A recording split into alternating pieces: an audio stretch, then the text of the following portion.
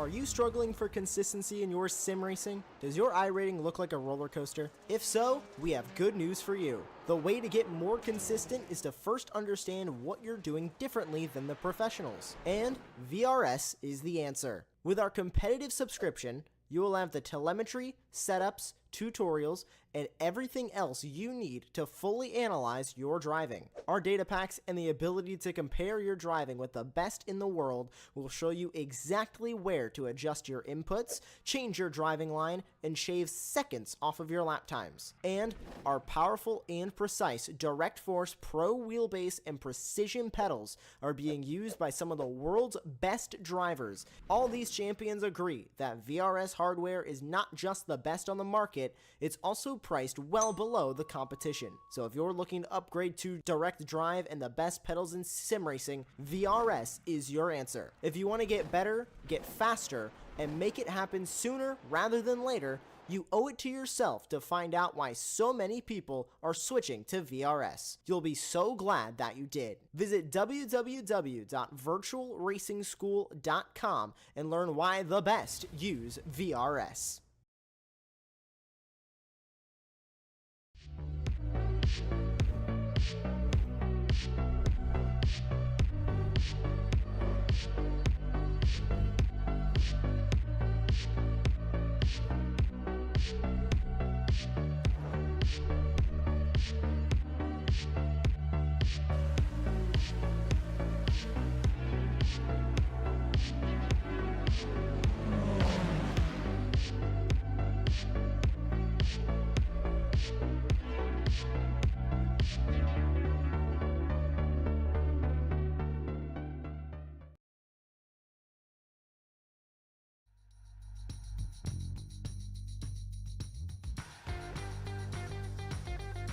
Hello and welcome from Brazil. You know what time it is. It's that time of the weekend. It's Super Sunday. We kick things off with the Formula Fords, the first of the double headers for Weekend Warriors. What a glorious track to take place and encounter round 9 at the Autodrome Jose Carlos Pace. Of course, we more commonly known it as Interlagos. I'm Tim Cox. We've got Josh Wilkie, brand new comer to the channel, taking place in the virtual production trailer. Charles Bashal joins me as always. But before we get stuck into events and proceedings, qualifying just ongoing in the background right now, let's head across, just take a reminder of where we're at in the point standings so far this season. And starting off with Spec 1, well, Megan Overstreet leads the way. And also, she's with us tonight. Good, I didn't just clocked her, thank goodness, and looking to maintain and grow her ever-present gap at the top. Over 120 points over Jason Green in second. Dane Lasky, he remains in third, having taken part in 7 of the 8 rounds so far this season. That's what that column in the middle denotes there. Jesus Rodriguez fourth. There's Jeff Jacobson. Yal Turbino, previous race winner, is in 6th. They've got Simon Mayer, Josh Soto, John Carlos Gula, and Dominic Hamada in 10th. Across into Spec 2 now. And, well, it's been a bit more competitive here. And only 5 points separates our top 2. Tom Laurie leads the way with Philip Fernandez in 2nd. Michael Nelson, he's in 3rd. A bit come adrift now, but does have a healthy gap over Joshua Flores, who's currently in 4th. Trenton Kramer 5th, then Sander Barouge. What a great driver. He's really, really improving as the season's gone on. Well off the pace when his first race and climbing through the point standings. Chris Montgomery 7th, there's Benjamin Harris, Josh Justice, and Richard Coffey ran out the top 10 there. Across into Masters now. And well, the drivers that have come of age are senior citizens by name, but well, they invoke the quickness to take the fight to the whippersnappers in this league. And it's Antonio Racing leads the way. And he's on a really, really strong winning streak right now. Having won the previous 5 rounds, Phillip Island, Okayama, Alton Park, Mid-Ohio, and Summit Point 1 week ago. Jim Brewster, he's still in with a shout, though, despite Antonio Race's winning ways. He's in 2nd, Stevie Ray in 3rd, and Jorg Marni to fall behind a little bit in 4th. Andegas is 5th, then it's Love, Walbolt, Rek, Murakami, Nelson, Toms, Trespadidi, and Bradshaw to complete the Masters table. But qualifying just around about finish, and well, it's the usual names back at the top, isn't it, Charles? Yeah, Tim, it really is, and it's good to be back for another round of the Formula Ford Weekend Warriors. I love seeing the Masters guys up on top of the board. Obviously, being the fact that I'm about a year away from becoming one myself. So, Antonio Race, Jorg Monty are quick everywhere, but it's just looks like they've added a couple of extra gears there, and are leading the top of the qualifying. Well, just drivers you've seen there, Ray Oliver, a shout out to him. And also we'll see Tom Gradwell later on, Brad Cathcart, all Australians who get up at the crack of dawn just to go sim racing on a Monday morning. That's dedication for you.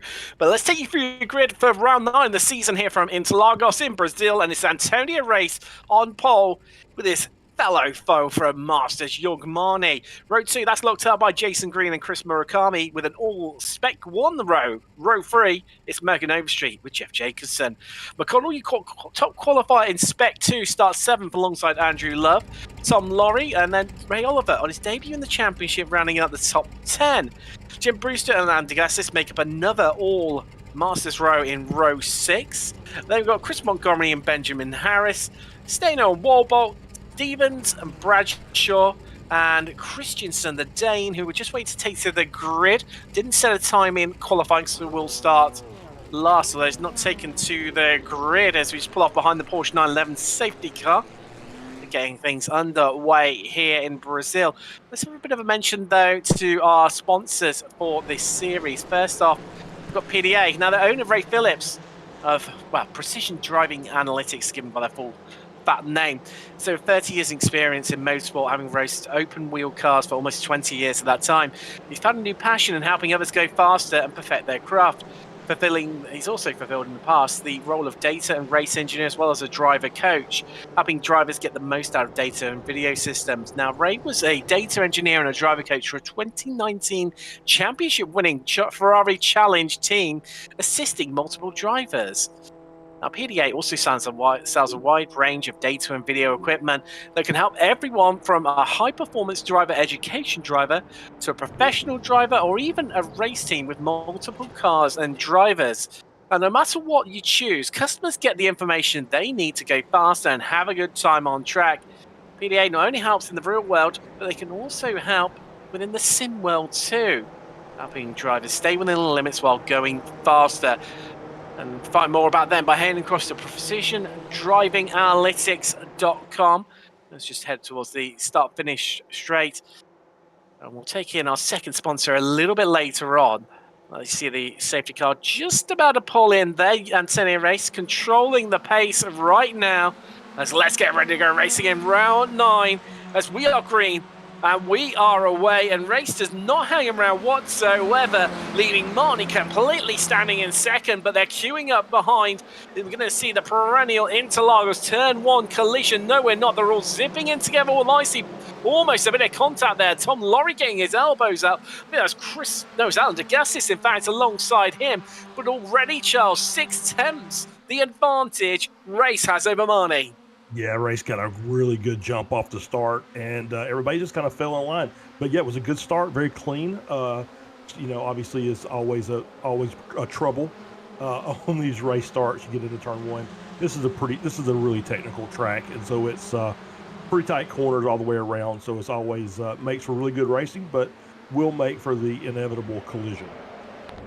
Key part of this right now is we ride on board with Overstreet. That is Chris Murakami in front of us, making up one of 3 Masters drivers occupying the top 4 now. It's only Jason Green who lies in third that disrupts that little pan that they've got going on there. But Overstreet having finished on the podium in every single round so far this season. That's why she's leading the Spec 1 Championship.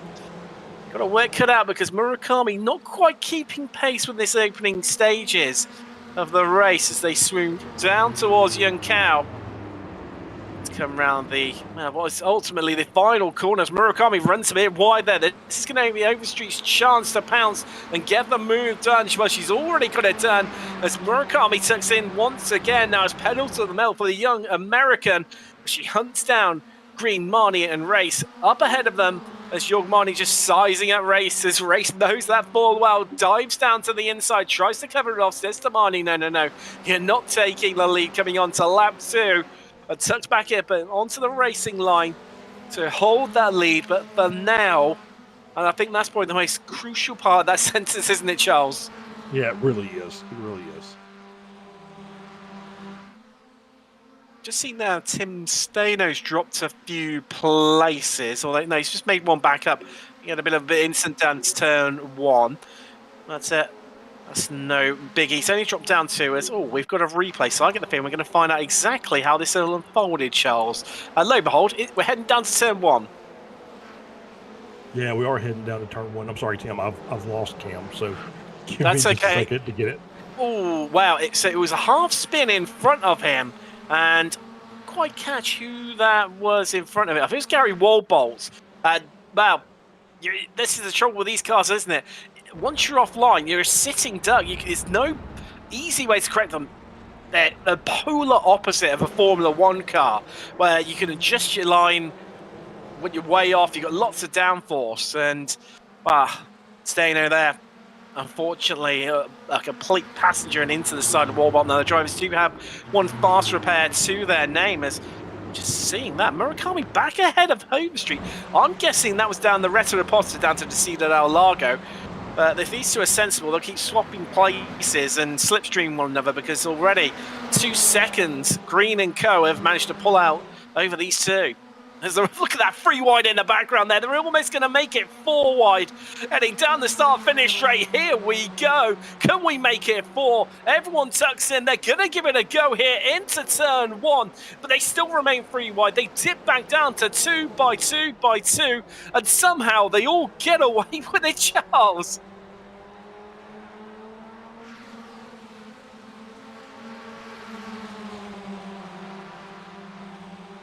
We head through now. They're still all having a good old go at one another down in the Ciudad del Lago.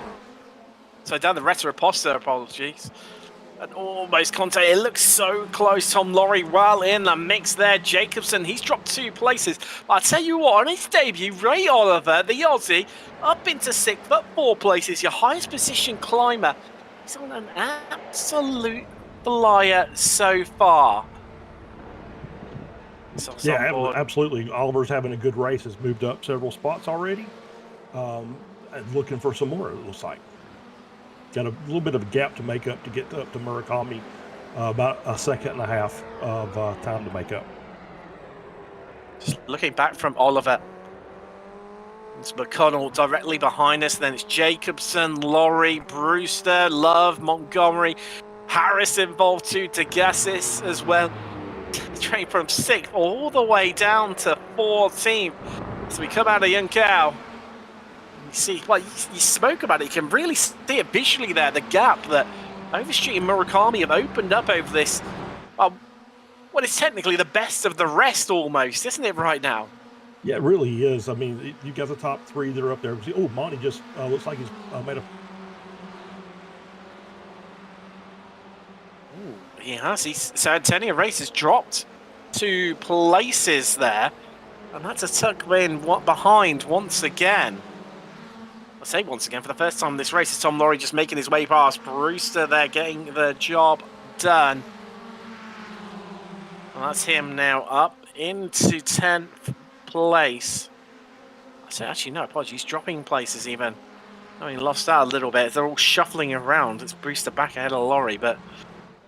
See Jason Green, still the meat in this sandwich right now. Marnie and Race. 2 Masters drivers, 2 stalwarts of the Weekend Warriors series. What are they going to be able to do at this stage of the race? 6 minutes complete out of the 40 minutes. We will be having a pit stop. As we've seen in recent times, the undercut just really hasn't worked out for any of our drivers who've managed to achieve it. It's all been about how long that you can go in this race. And that tends to be who comes out in top. But you're still going to have strong race pace as well. Just to give you an idea of track temperatures today, 28 degrees Celsius. And is in freedom units, roughly, there we go, 74. No, sorry, 82, apologies. 74 ambient. That's 23 Celsius ambient. There you go. So definitely not cold, but definitely on the cooler side of things here. As these lots still going at it. You think this was for the lead right now. Laurie just ahead of Andrew Love. Of course, Love has won previously this season in the Masters, having went all the way back at Road Atlanta. That was a bit of a crazy race in round 3, but worth going back and watching that one on the short course. No less. Second, it's not tend to race too much in the real world. Well, certainly in iRacing, even in the real world as well. As we head out down the Renner Poster on board with Love. Drivers right now is Tom Laurie Love. While he thought about it, just got out the throttle, tucked back in once again. Jim Brewster, like a bit of a bottle in the cork in the neck of the bottle right now. And so it's allowed Oliver, McConnell and Jacobson, who these guys were right up on top of in the early stages. As Laurie almost into the back of Brewster there. That's how hard he's pushing. Trying to give Brewster the absolute hurry up. Of course, Brewster, Mr. Consistency, second in the Masters Championship. Looking to try and bank some points to carry that going, but, well, the 10A race well ahead of him, all the way up in third, and points are distributed depending on your overall finish rather than your position in class. That is quite a bit of a difference in these latter stages of the season. And well, things have just maybe slightly calmed down. Whenever I say this, it tends to kick off once again. I'll let these, maybe we'll squeeze it in quicker. Mention to our other sponsor for this series, Arrive Drive Motorsports. Welcome to your ultimate racing experience. Arrive Drive Motorsports is a full-service road racing prep shop. They specialise in Formula and sports racers. They're now offering full Arrive and Drive services in F1600, F2000, F1000, S5000, and also your own car. Now, are you ready to take your driver development to the next level? Now, with everything from F1600 to V8 open wheel monsters, Arrive Drive will maximise your potential and accelerate your development with up to 100 races per year in up to 6 different race cars. Are you ready? Well, head across to ArriveDriveMotorsport.com. As we just now return to this battle for the front. It's still not going away, really, is it, Charles? It's really not. The only thing that seems to be going away is my PC. So very sorry about that. Murphy's Law is in full effect today. So everything that can go wrong will go wrong. But the racing's going really well, though. So you still got the top 3 up there. Monty in the lead. Green, who is second in the Spec 1 category, running second in the race. 2 spots ahead of Overstreet. And then Reyes, who is, I think, if I remember correctly, leading in the Masters class. Not quite, no. Sparney's obviously ahead of him, isn't he now? So, well, in the race, yes. In the race, yes, but in the championship stage. Oh yes, apologies, Charles. Yeah, sorry, I'll shut up. But yeah, that's okay. But Brewster's having a good race. He's in P9, so he's having a good run. Trying to keep that close, because we've seen, obviously, as I came back in, I heard you talking about the Road Atlanta race, where at one point in time we had 6 Masters drivers leading the race, and then we had a 6-way crash coming through the back stretch chicane at the end of the lap. So so anything can still happen. We've still got a little 29 minutes or so left in the race. To see Benjamin Harris giving a bit of pressure now from Tom Laurie there. No apologies, it's Harris applying pressure to Montgomery as Love has a bit of a look up the inside there on Brewster. That forces Brewster to run wide. Employing the mind games right now is that 9.45. And is he going to have a look up the inside here? Has a dart to the inside. They're all queuing up on Brewster right now, who hangs it right around the outside. Now, if he can keep his nose in, I don't think he's going to be able to. Or is he? He'll have the inside through the twisty bits here. And is he going to be able to do it? No, he can't quite get his car in underneath soon enough. But he still remains side by side with Andrew Love as they almost touch wheels there. And finally, Brewster has to tuck in behind Love. Oh, well, I mean, considering they were right up with that group in front of them, McConnell, Ray, Oliver, and Jacobson, 4.7 seconds. It just shows how much time you lose from battling, doesn't it, in these cars? Yeah, it really does. We talk about it every week. As soon as you're side by side with a car going through a corner, you're losing time to the cars in front, and the cars behind are gaining time on you. And that was a prime example of it right there. Still having a go at one another. Once again, Brewster wanting that place back from Love. Has a look the inside into turn one through the center S's. He's going to get it done. Right now, Montgomery, Harris, and Laurie, all passengers having to witness this battle at the front in this gaggle of cars right now. Yeah, Brewster got a really good run through that section of track right there. Going back down to the Rada Aposta. Oh, a little touch.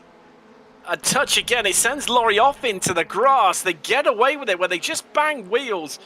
Laurie loses 4 places. Sorry, Love loses 4 places and nearly makes contact with Laurie, who then loses a heap of time, but he'll make that back quickly. I mean, it's a second and a half actually made that 1.7 seconds. He's fallen back. Alan Degassis just behind him now, but the way they're all battling in front, he'll be back up on them in, well, half a lap's time. Yeah, you're absolutely right. Yeah, the longer they keep battling like that, just makes that train bigger and bigger as cars behind have a chance to make up that gap. And so, but it's great racing from what we saw just a few minutes ago with Brewster in this group through Ferradura and Pine Tree and then into Duckbill. Just amazingly good racing side by side. It's fun to watch. Obviously, like we said, it loses them time to the cars in front. But it's still, they're still having fun out there and racing hard. He's heading down to turn one up the front. Jason Green starting to apply the pressure onto Marnie. Nothing untoward at this stage, but Marnie definitely feeling a threat from Green.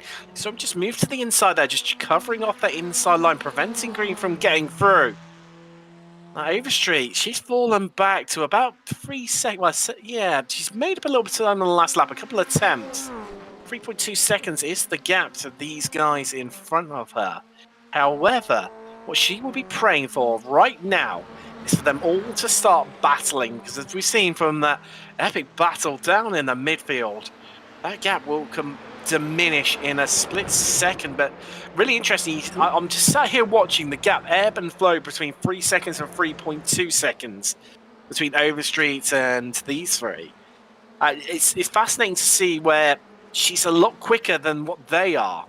This is where they seem to be a lot quicker than what she is. Yeah, I mean, she's obviously she's running in clean air. The guys that are in front are kind of packed together. So you're basically running at the pace of the car in front of you. So it helps on the straightaways, but obviously once you get into the corners, you're having to navigate just a little differently, and it's giving them a chance to make up the time, or potentially anyways. 3 second gap, and I don't think I've seen anybody. Of course, I missed it a little bit, but I don't think I've seen anybody taking the pit stop yet, which is kind of odd.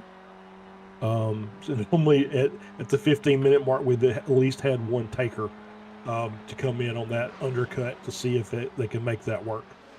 You're absolutely spot on. When you said that, I was thinking, no, I don't think I've seen anyone either. I've just had a look across. No, nobody's had his pit road so far, Charles. But that big wiggle there out of Young Cow that Overstreet had has cost her dearly, and under a lot of the hard work and the hard yards that she'd put in to try and eat up some of that gap to the group in front of her. Still remains at about 3.4 seconds, but that will close back down again and come the end of the lap where they're definitely holding up each other for that infield section. But this battle will not go away. And I said about Andrew Love, not to worry, he'd be back up onto the back of them in no time whatsoever. Well, it hasn't taken him long at all, although Tom Laurie has fallen by the wayside out of this group.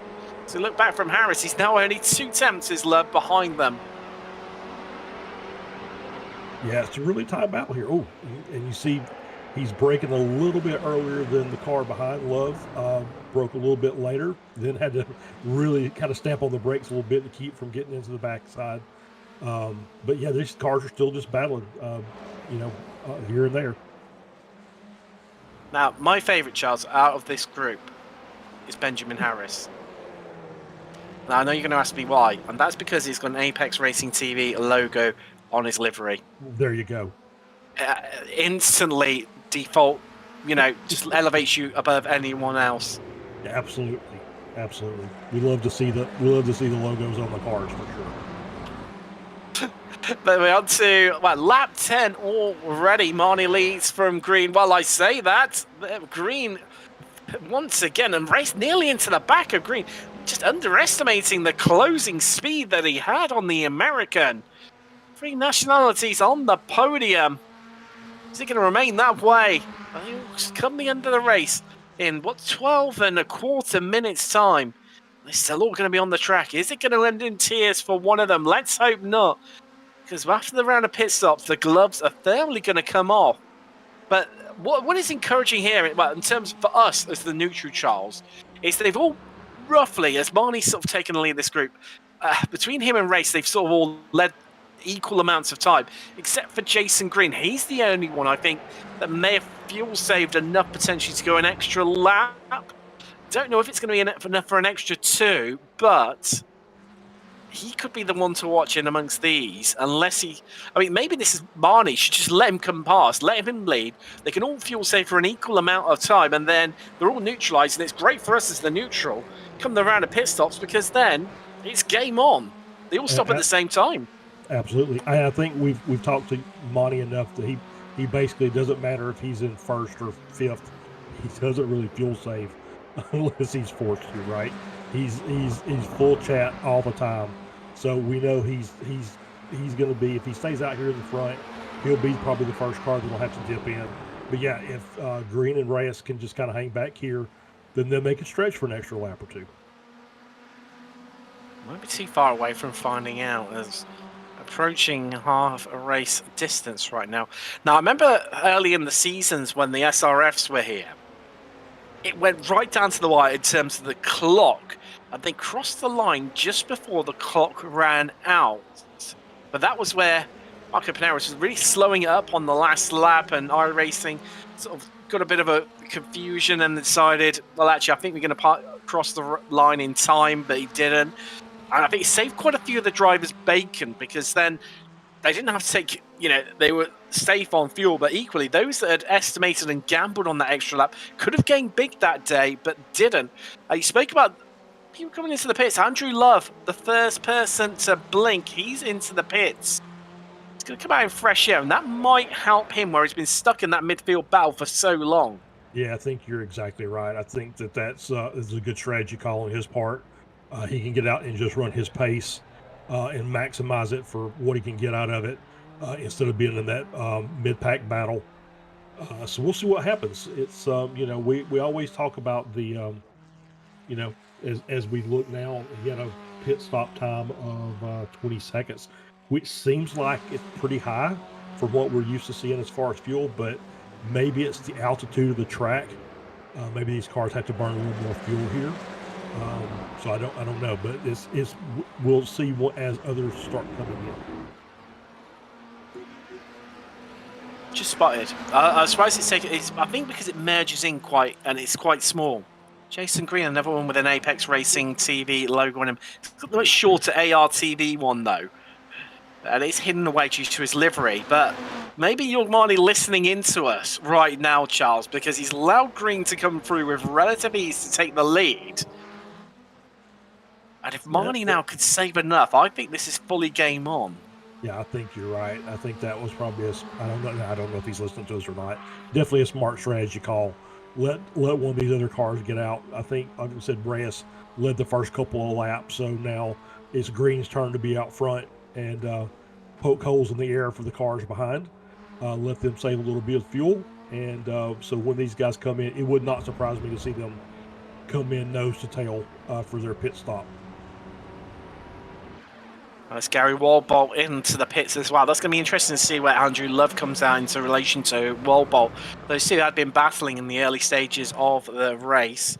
So far, retirements. Tim Stainer, we lost him on lap 5, currently on lap 13. And Christensen, the Dane, unfortunately did not make the start. Still ever so close between these top three, and they have picked up the pace a little. Overstreet is not closing in on them any longer. Just here in the background there, Murakami remaining in tow. For me, he's potentially the ace, the joker in the pack. The ace just tucked up your sleeve there, Charles, because he stayed on the coattails of Overstreet for the entirety of this race. And I'm not sure if he's been close enough to maybe fuel save this one. But if he has, and if he's managed to do enough, I think he could be the one to watch potentially. Maybe. Yeah, he's in that 7/10 of a second to 1 second back. Been kind of sitting there the entire time. That is kind of on the edge of the range for the tow. So maybe he's just in there and he's able to save a little bit of fuel.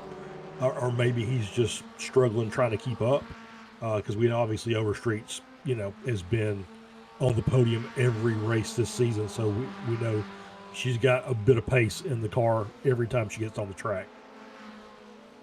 The only trouble is, though, the way it's looking right now, Charles, is for the first time this season, she will not be finishing on the podium. That's a big story to come out of here in terms of consistency, and could she make it through the entirety of the seasons with 4 rounds left, including tonight. But still plenty of opportunity. Still only just over half race distance, aren't we? And a lot can happen, a lot can change. We've seen it time and time again, whether it be the Formula Fords, the Vs, or the SRFs here at Weekend Warriors.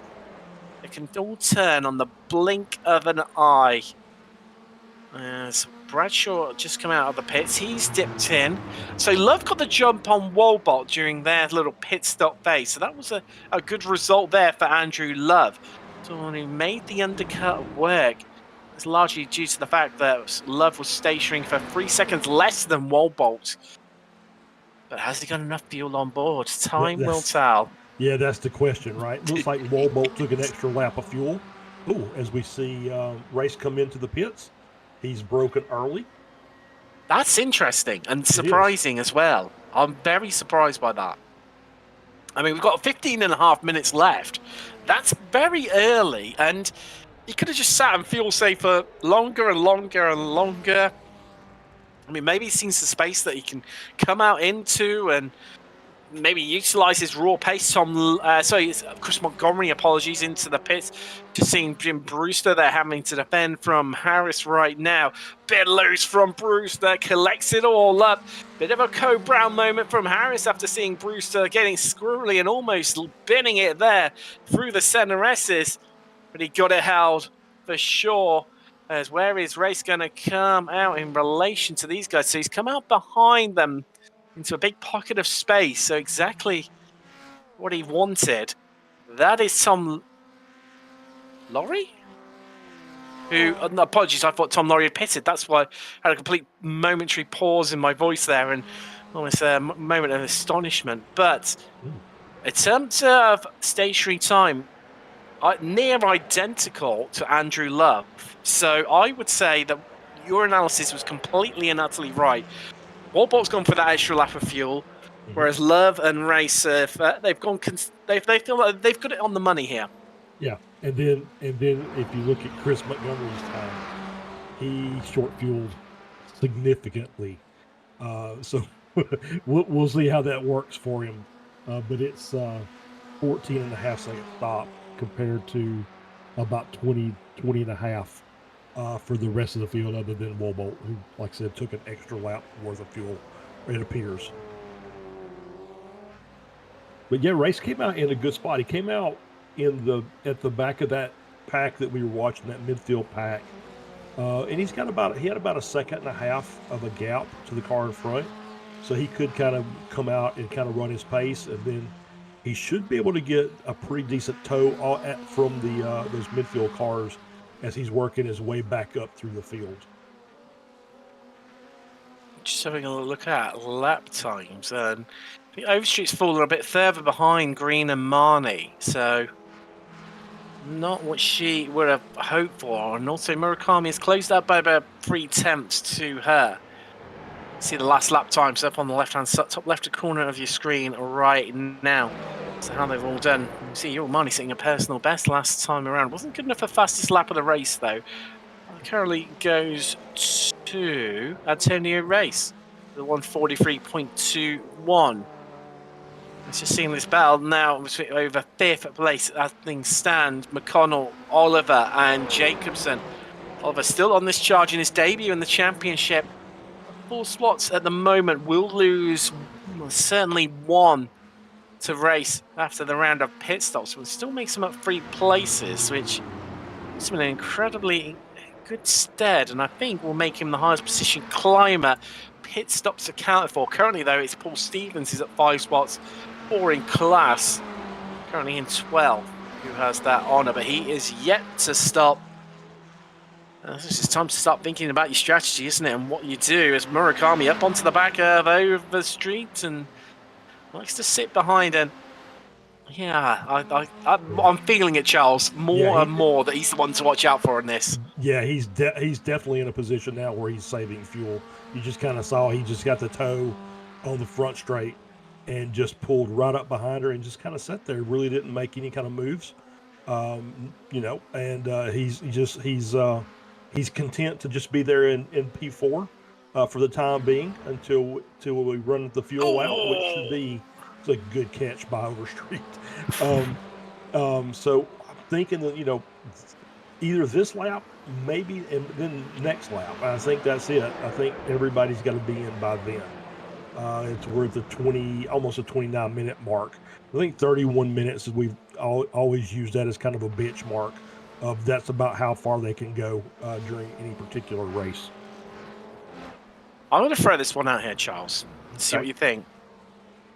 Do you think that Overstreet has potentially cooked her tyres a bit too much from where she's been pushing so hard to catch up with what was Green, Marnie and Race?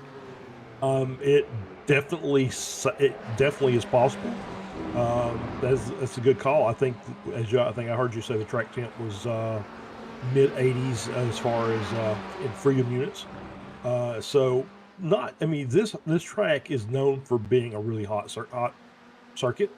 Normally you're seeing, you know, mid 40s Celsius, so 115 degrees or so in Fahrenheit. And so this is actually kind of cool, overcast. So that should make the tires last a bit longer. Now, obviously, you know, the way she's driving it's going to have a lot to do with it, as we see both her and Monty are in the pits now. Time to tell.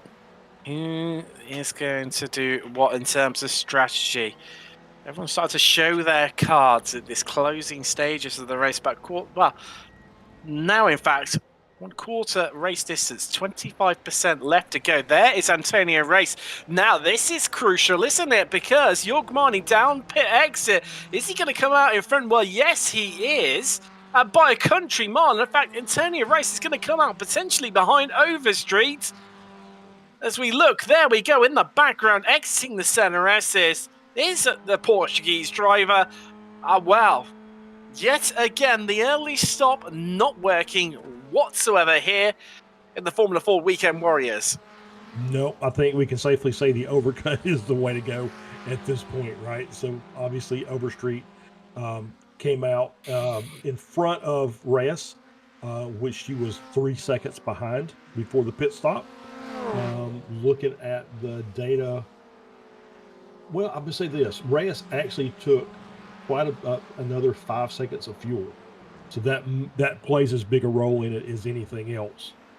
So we're just going to have to see, because there may be some pit stop timings or some fuel timings that may be misjudged before this race is over with, which we've seen before, obviously, right? We have seen cars run out of fuel in the last lap, and this is not a place that you want to do that. If you run out anywhere beyond the corner coming on the front straight, you're not making it back to the start finish line, because you got to climb the hill at Juncal to get back here, and I just don't think you can carry that type of. I don't think you're going to be able to coast that far. There we go. There's green on pit exit. Marnie is close. Who's going to get the jump? Oh, well, that's going to be Jason Green, and quite comfortably in the end. That extra lap, the telling tale. And in fact, that extra... Well, so the 2 seconds less that Green was in pit road for stationary is what's defined this completely and utterly. And I had doubts about Overstreet finishing on the podium overall. In the end, she's going to achieve it. Yeah, again, bit of luck has come her way. And Murakami, the driver who I thought was the one to watch, well, all the way down, Charles. All the way down in fifth back. Well, where he came in fact. But Jason Green has taken on board the least amount of fuel anyone. At 13 seconds, he was stationary for, Charles. Now, 15.7 for Marnie, 15 for Overstreet, race 20, 16 seconds for Murakami. So, I think Antonio Race has overfueled this potentially. But if this goes one more lap, well, A, has Jason Green got enough to get home anyway? And if it goes one more lap, this is Green's race. Gone, done, dusted. You can forget about it. Yeah, I think we're going to know in about 7 minutes' time who made the right fuel call. But yeah, you're exactly right. It's, Jason stayed in P2 and kind of just rode behind Monty for quite a bit of the first half of the race. So it is possible that he had saved enough fuel that he could short pit that amount. But once again, we won't know until the finish of the race. But somebody's going to be right. Not sure who that is yet, but somebody will be. That is certain as death taxes and the swimming pool on the Titanic still being full of water. On board Jim Brewster. That's Chris Montgomery. Well, I was about to say in front of us, we pulled to drivers right of Montgomery and Brewster. Going for the last spot inside the top 10, and he's going to achieve it. Swoops down to claim 10th and snatches it away from Montgomery. And wow, pushes Montgomery further away from Harris, who's currently second in Spec 2 right now. Only just in front of them. Meanwhile, talking of battles are plenty. Looking back from McConnell on his gearbox. Jeff Jacobson behind us, and look who's behind him. It's Ray Oliver, the debutant. Still in with a shout here. Well, beating off some fierce competition. Yeah, he's obviously having a really good run for his first time out. Because these are some really good drivers out here. So you come in and score a top 10 in your first time. You've done quite well. I mean, I think P4 in class is what it looks like based on what I'm seeing. So that's a good first outing. It's solid. It's definitely solid. That's for sure. For the man from down under.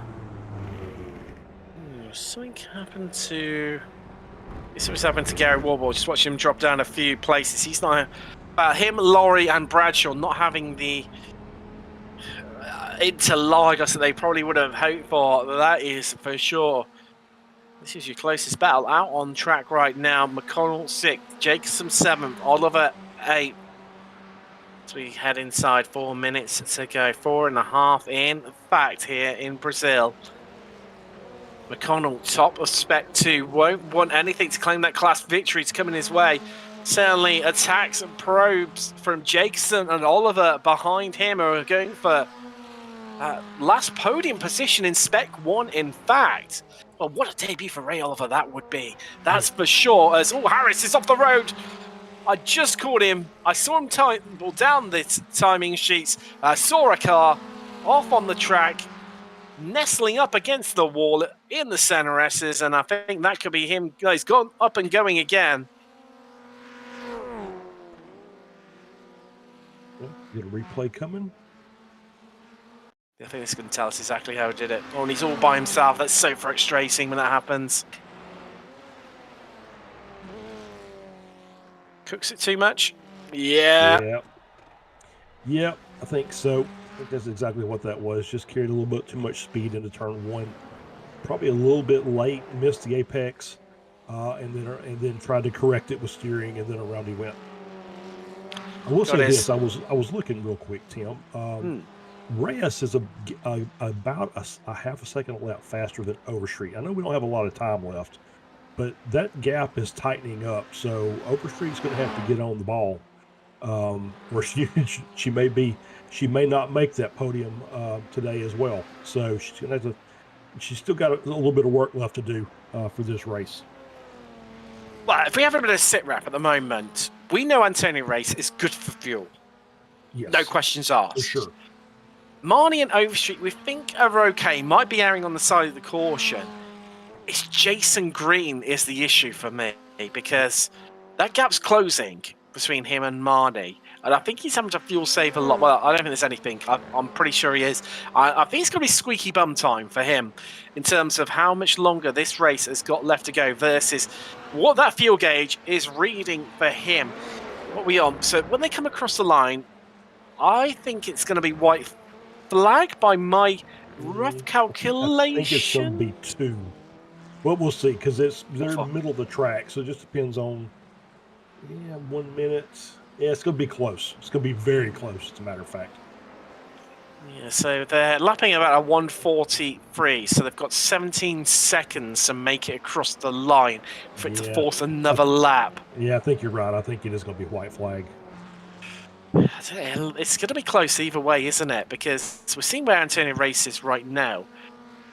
I think it's going to be white flag. Well, there's Green making his way past Bradshaw. Yes, it definitely is going to be, because we're 1 minute and 30 seconds. I think he'll make it across the line roughly at. So there we go. White flag is going to be in the air. 1 lap left remaining here from round 1 of the Formula Ford Weekend Warriors. There he is, Barney, fiercely waving the flag as he always does. Bradshaw moves out of the way of the advancing Jorg Marnie. I think it's going to be too little too late as Overstreet. Ooh, that's a wide entry, that. I've not seen anyone take it that wide. This track, this track, to me, is probably one of the most technical tracks in iRacing. It's just, you have to really practice this track to be good at it. I'm not. This is probably one of my worst tracks, especially one of the worst ones I have that don't have walls next to it, like say Bathurst. This track just confounds me every time I race it. It's this infill section, isn't it? It's so tricky.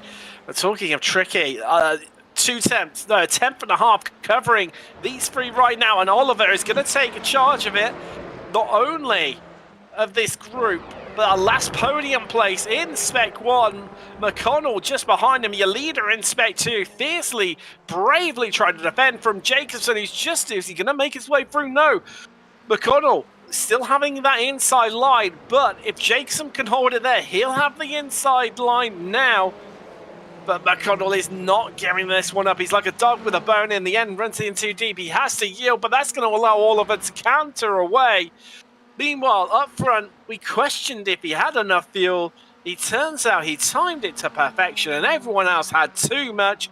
Jason Green takes victory here at Interlagos in round 9.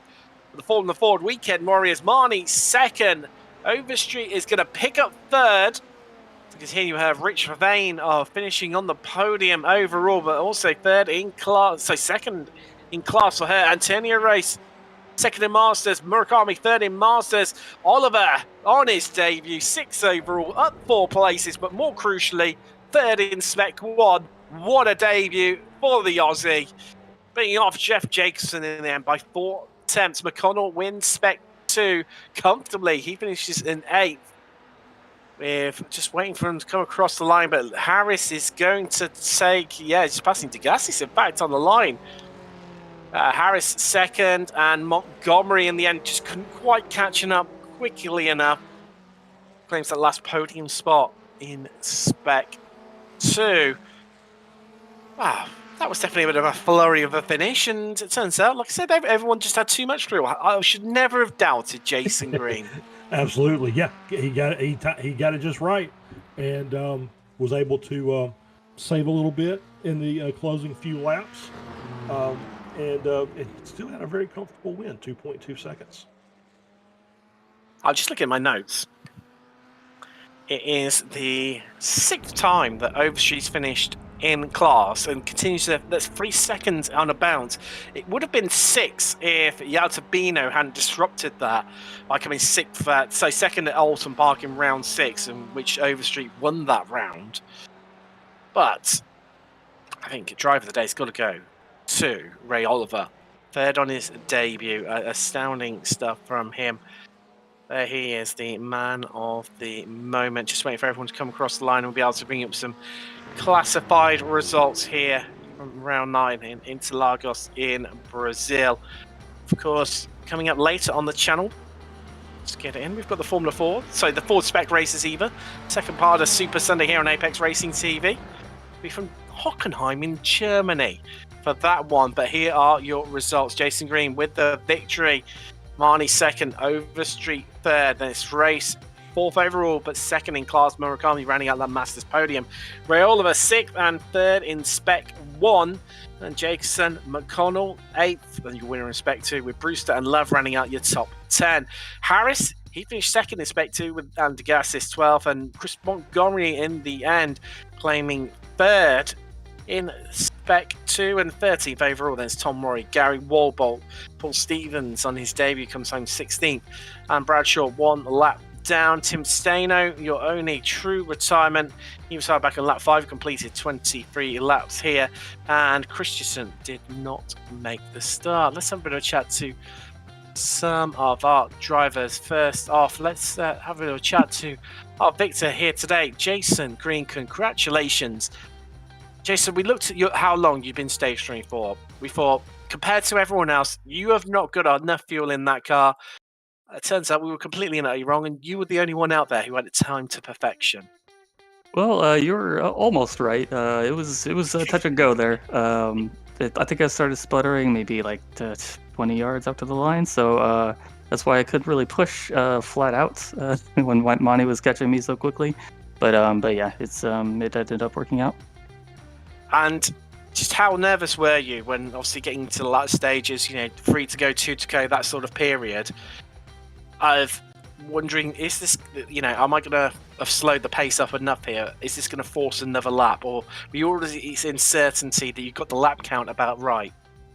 That's actually a good question. I wasn't thinking about that. I noticed it was way closer than it should have been. When I was testing it, it was on a higher track temp, so slower lap times.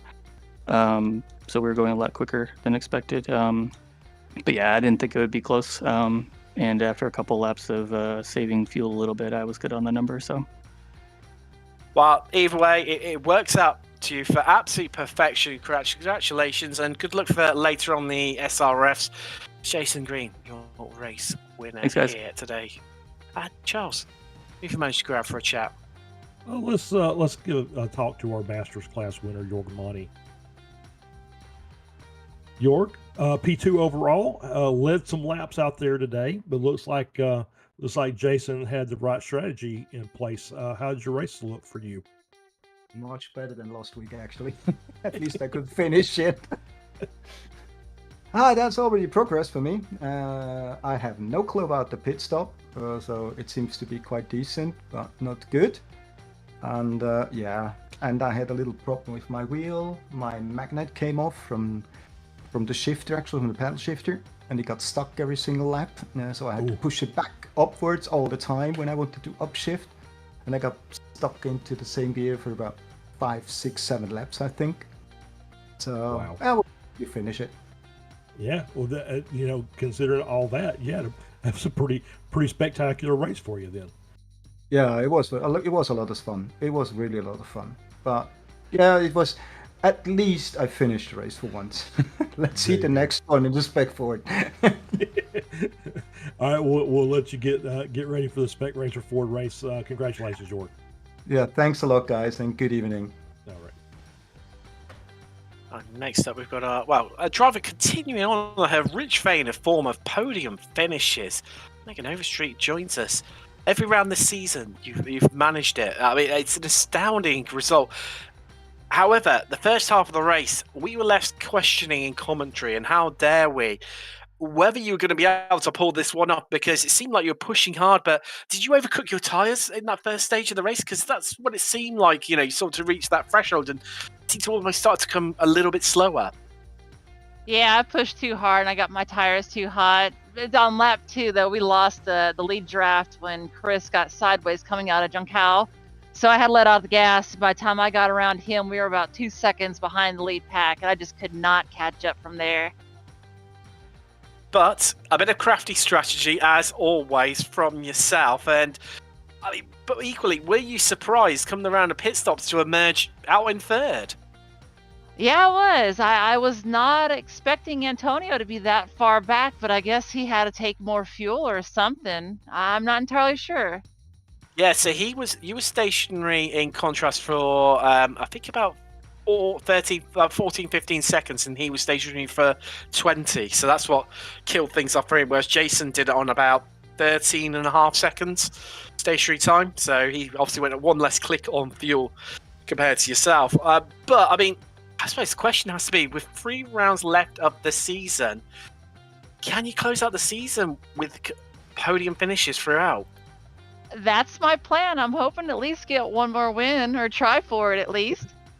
Well, I mean, we have got Belle Isle to come in there, a street circuit, so that's always a bit of a lottery, isn't it, with street circuits? So punishing, but Brands Hatch next week, so on the Grand Prix circuit. So good luck for you on that one, and good luck for you later on the SRFs.